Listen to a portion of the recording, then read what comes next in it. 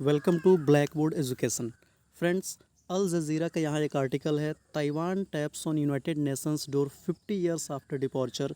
आप समझ चुके होंगे कि हम इसमें बात करने वाले हैं कि ताइवान को यूएन में फिर से वापस लेने की एक चर्चा चल रही है। यूएस इस पे काफ़ी प्रयास कर रहा है। इस टॉपिक पे पूरा हमारा डिस्कशन होगा कि ये क्या पॉसिबल है और किस तरीके से ताइवान को यूएन से बाहर कर दिया गया था। अगर आप हमारी इस वीडियो का लेक्चर डाउनलोड करना चाहते हैं तो हमारे इस टेलीग्राम चैनल को ज्वाइन करके वहाँ से डाउनलोड कर सकते हैं। चलिए वीडियो को शुरू करते हैं। आपको पता है कि चाइना बहुत ही ज़्यादा सेंसिटिव होता है ताइवान केस पे। जैसे ही यूएस ने ताइवान को इनवाइट किया वैसे ही चाइना का रिएक्शन आया और चाइना ने क्लियरली कहा कि Taiwan has no right to join UN after US not, कि कोई भी ताइवान को हक नहीं होता है कि वो यूएन को ज्वाइन करे। और इसके पीछे का जो रीज़न है उन्होंने उसको भी दिया और इस चीज़ पे हम डिस्कशन आगे करेंगे। चलिए आगे बढ़ते हैं। सबसे पहले देखते हैं ताइवान का जो जो एक्सपेल किया गया था यूएन से उसके बारे में।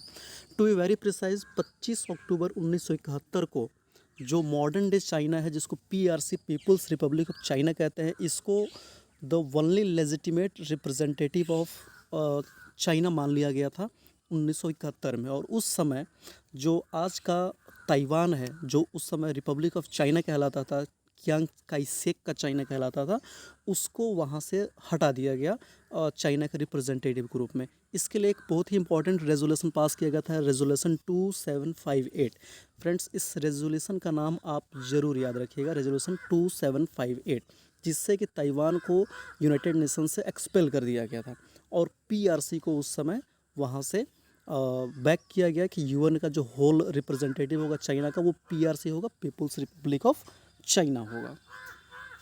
इसके बाद जब कोल्ड वार का एरा शुरू होता है तो उस समय यूएस जाके पूरी तरीके से खड़ा हो गया था ताइवान के फेवर में।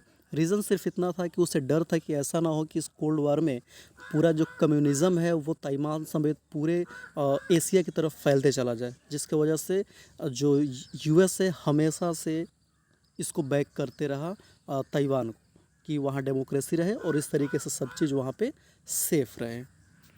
और इसके बाद जो यूएन की दूसरी बॉडीज़ है वहाँ से लगातार जो विंग है वहाँ से ताइवान को हटा दिया गया और उसके बदले हर जगह धीरे धीरे से जो पीपल्स रिपब्लिक ऑफ चाइना या मॉडर्न डे चाइना है, इसको धीरे धीरे वहाँ की मेंबरशिप दे दी गई।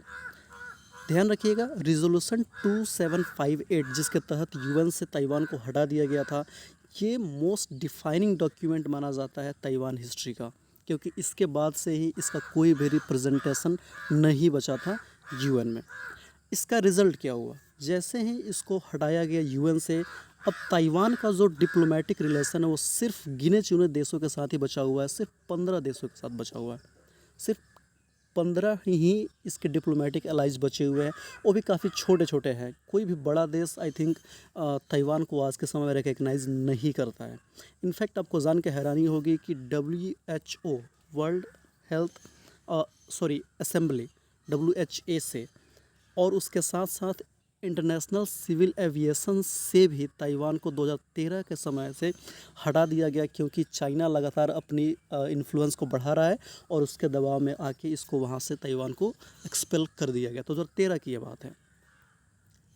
अभी आप जानते होंगे कि चाइना का यूएस के साथ काफ़ी टेंशन्स चल रहा है और इस चीज़ को देखते हुए यूएस चाहता है कि वो ताइवान को बैक करे, क्योंकि चाइना का एक बहुत बड़ा कमज़ोरी है ताइवान।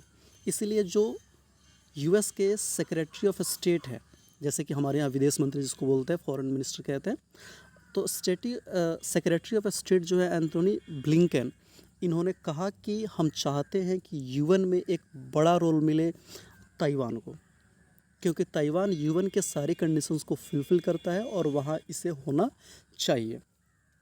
उन्होंने ये भी साथ में कहा कि tens of millions of passengers travelling annually through its airport, इतने सारे पैसेंजर्स जो होते हैं इसके एयरपोर्ट से जाते हैं, लेकिन फिर भी सिविल एविएशन ऑर्गेनाइजेशन असेंबली में ताइवान का कोई रिप्रेजेंटेशन नहीं है, ये सही नहीं है। और साथ में उन्होंने ये भी कहा कि वर्ल्ड हेल्थ असेंबली में भी वापस से ताइवान को ले जाना चाहिए, क्योंकि जो कोविड-19 पेंडेमिक फैला हुआ था, उस पेंडेमिक में ताइवान ने जो काम किया वो काफ़ी शानदार था।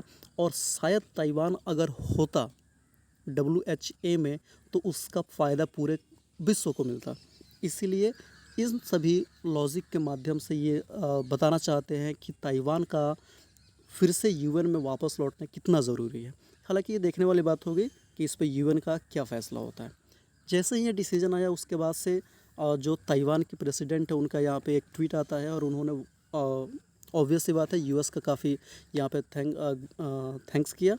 और जैसे ही ये ट्वीट यहाँ पे आया उसके बाद से चाइना का भी यहाँ पे रिप्रेजेंटेटिव जो है, जो स्पोक्स पर्सन है ताइवान अफेयर्स इन बीजिंग के, उन्होंने कहा Taiwan has no right to join United Nations. Reason उन्होंने ये दिया कि the United Nations is an international governmental organization compose of sovereign states. और ताइवान जो है वो चाइना का एक पार्ट है, सोवरेन स्टेट नहीं है। दैट मीन्स इसको यूएन में कोई भी रिप्रेजेंटेशन नहीं मिलना चाहिए। अब देखते हैं आने वाले समय में इस पे यूएन का या दूसरे कंट्रीज़ का क्या स्टैंड होने वाला है। आई थिंक आपको ये वीडियो अच्छा लगा होगा। अगर अच्छा लगे तो इसको शेयर ज़रूर करिएगा। Thank you for watching this video. Thank you very much.